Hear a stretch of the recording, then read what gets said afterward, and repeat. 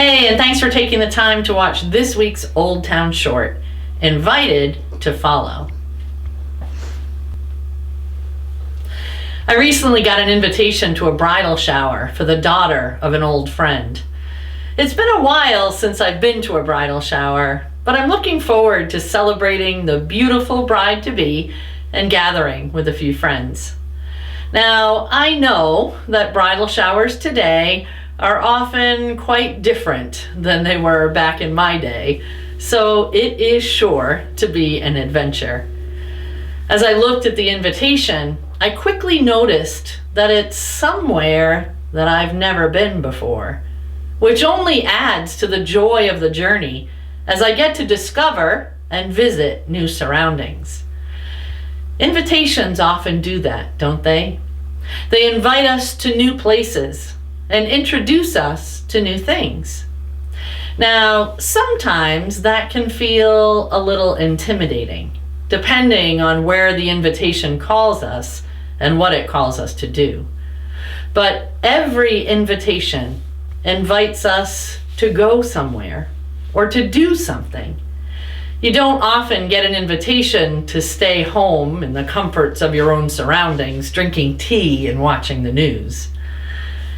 Invitations call us to something bigger, something more exciting, and something outside of our regular day-to-day routines.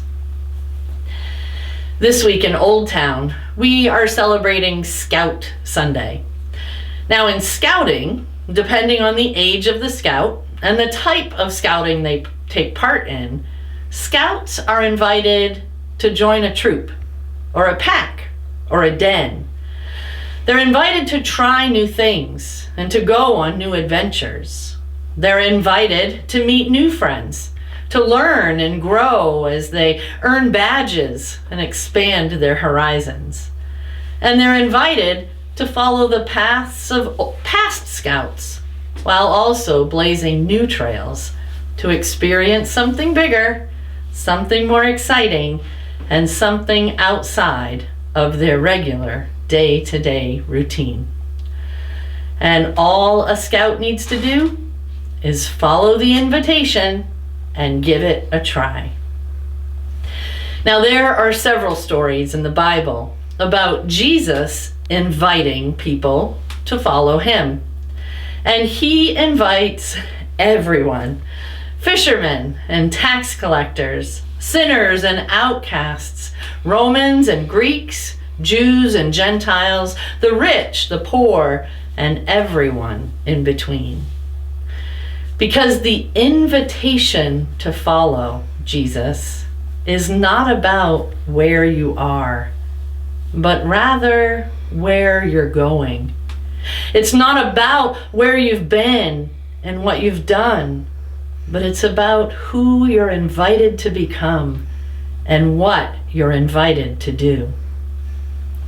Folks, when we accept the invitation and we choose to follow Jesus, it's not just a box to check on a form, or a title to carry that tells you where to worship, or an empty claim to fit in or to please your parents or your spouse or your friends. The truth is, when we choose to follow Jesus, living lives of faith, it's not a one and done decision that we make one day, then return to the comforts of our own space, doing what we've always done and doing what makes us happy. But it's constantly listening to God's call in our lives and having the courage to over and over again say yes. Yes to new adventures and journeys that bring us beyond our normal surroundings and activities to experience something bigger, something more exciting, and something outside our regular day-to-day routines. Folks, 13 times in Scripture, we hear Jesus say, "Follow me. Follow me, and I'll make you fishers of men. Sell all that you own and give it to the poor, and then come, follow me. Pick up your cross and follow me. My sheep listen to my voice and they follow me. But I wonder, have you ever heard Jesus say, follow me and I'll let you stay exactly the same? Follow me and don't worry, I won't push you out of your comfort zone. Follow me, it'll look good on your resume. Or follow me and I'll let you be in total control.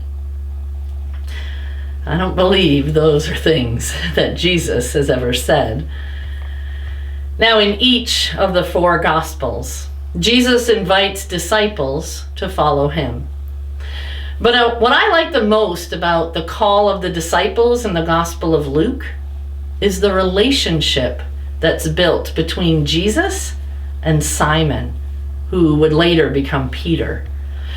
You see, the story begins with Jesus inviting Simon to help him. As scripture says, people were pressing in all around Jesus.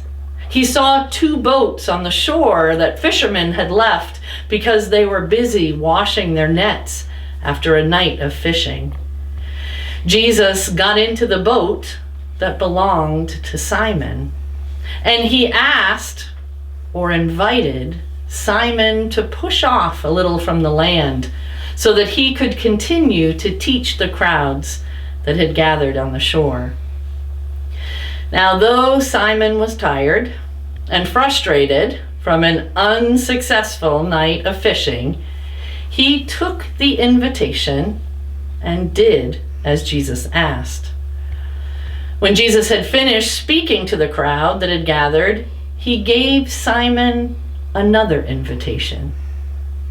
He invited him to go out into the deeper water and drop his nets, assuring him that he would catch some fish. Now, Simon had been fishing all night, and he knew that there were no fish out there. But something deep inside told him to follow Jesus' invitation. Well, he did, and there were so many fish that his nets began to break. So he called to James and John, 2 fishermen that were on the shore, and they came out and filled their boats too. Folks, I wonder, what would have happened if Simon had said no to Jesus' invitation or request for help? Or to Jesus' invitation to go out to deeper water? The fact is, Jesus' invitation is always open to anyone and everyone. It's just up to us to decide to follow and to say yes. Folks, over the last 2,000 plus years, there have been many that have chosen to follow, and there have been many that have walked away, because the choice is always ours. Jesus never pressures people. He doesn't use hard sell techniques, and he doesn't judge those who are unable to say yes. He simply offers an invitation, saying, "Come, follow me." Then it's all up to us. Are we brave enough or courageous enough? Are we ready for a new adventure? Or are we just comfortable where we are? Friends, the most important part of accepting the invitation to follow Jesus is allowing yourself to be open to change. It's allowing yourself to have hope and faith in new possibilities. It's allowing yourself to let go of your need to control, allowing Jesus to lead. And it's allowing yourself into the mystery of something bigger, something more exciting, and something outside of your regular day-to-day routine. The invitation to follow is always there, my friends. But it's up to you each and every day to make the choice. Are you comfortable where you are right now? That's okay. Or are you ready to listen to that call, that invitation to follow, and say yes? Yes to new adventures and to journeys that bring you beyond normal understanding and surroundings and activities. Yes to experience sacred surprises and unexplained mysteries and miracles. Yes to finding and standing on holy ground in the midst of our broken world. And yes to an invitation to be who God created you to be, as you share God's love and light with the world. The choice is yours, folks. I hope you choose wisely.